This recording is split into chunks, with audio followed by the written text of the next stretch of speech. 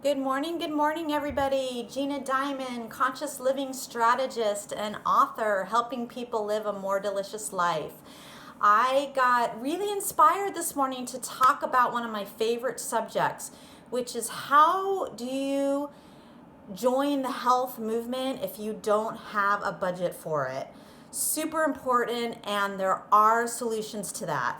So I created a class called Nutrient Rich, Budget Poor that I'm going to be rolling out, but I wanted to give you a few things to think about today on that topic. Because if this is you, it does not have to stop you. It does not have to be a block.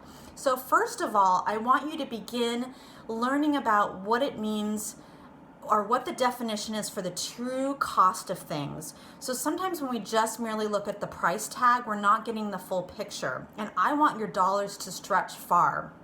So yes, you can buy junk food for cheap. You can buy chips and cookies for not a lot of money, but you're not getting any nutrition in it. So you're really throwing away your money. So when we're looking at how much you're getting, how much your dollars are stretching, we really need to look at how nutrient dense the food is. What is actually in the food that's going to fuel your body? Don't you think that's worth some money? I do, and I hope you will come to that conclusion at some point. If you're not there already. Secondly, I wanted to just get you thinking about where your money is going. So oftentimes I hear people saying, I can't afford this, I can't afford that. And is that really true? I know it is for some people. And what I encourage my clients to do who feel stuck in that arena is to make a budget, is to get a really strong sense of where their money's going, and to see if it's in alignment with their value system, because they may be spending money on things that really don't resonate with them, really aren't giving them a lot of value, really aren't making their lives better. And to me, that's throwing away money.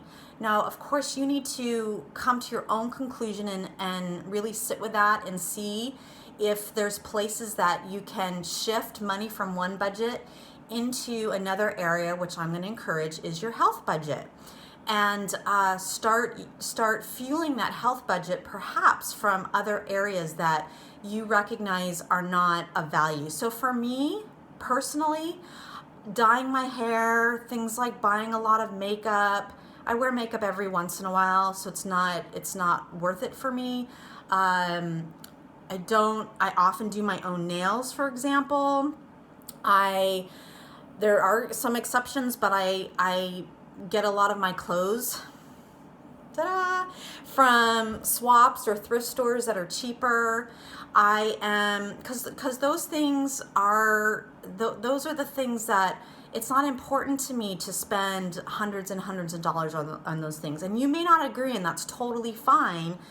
It's still important that you look at your budget, you see where your money's going, and you determine if it's money well spent. Because my guess is a lot of you out there are spending money in areas that aren't making your life better, that aren't helping you heal, that aren't helping you live a more delicious life. And so you can shift that money over from those things into your health budget. Thirdly, I wanted to talk about this concept, which is totally real, that there are people out there who are living on food stamps, who don't have access to the best food. It is a justice issue. And I really have deep and strong feelings about this. It's one of my passions, partly because I have been there, actually. When I left my marriage, I pretty much just left.